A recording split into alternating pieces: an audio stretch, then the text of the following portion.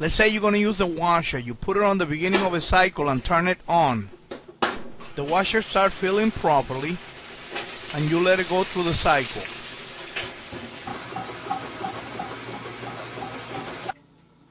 If when the washer finishes the load and you open the door to check the clothes, the washer didn't drain properly, do the following.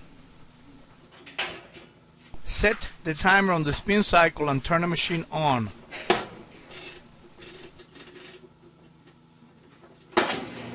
Remove the drain hose from the drain pipe and check and see how strong is the washer draining out. It should be like this. If the water just trickles out or is halfway the capacity that it should be, check for an obstruction.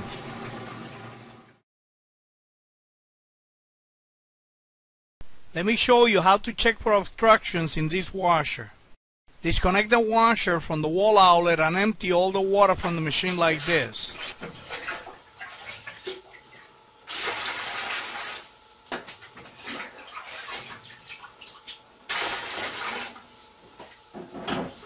After you finish removing the water, open the controls panel.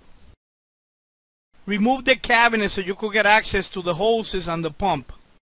Lower the controls panel and lean the washer against the wall. Put a bucket or something like this to hold it in place. Put a pan under the pump to catch any water dripping from the hoses or from the pump.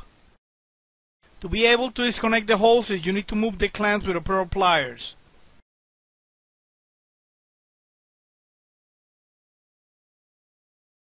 Like this.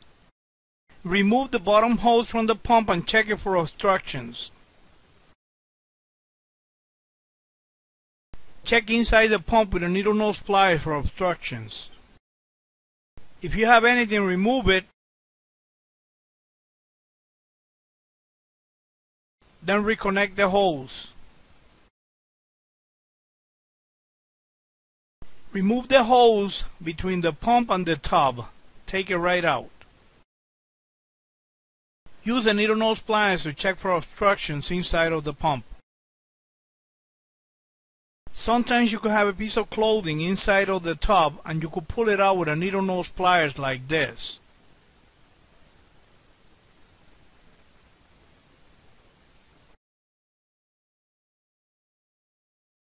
After removing any obstructions, put back the hose between the pump and the tub.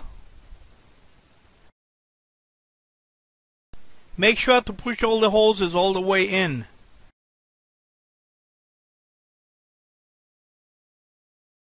Now secure the hoses in place with the clamps.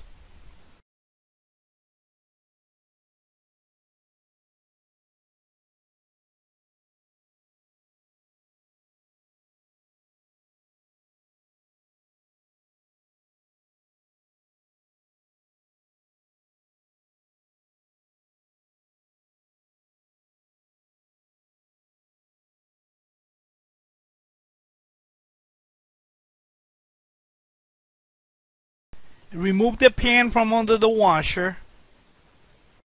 Remove the bucket and stand the washer up. Install the cabinet and close the controls panel. If you have an older washer and it has a rubber hose, when you put it in the beginning, it could have been like this, and then with time pass, the hose start kinking and flattening until it gets like this and the washer hardly drains at all. That's a restriction. To resolve this problem, you should use a metal or rubber gooseneck like this. Or use a hose that has a built-in gooseneck like this one.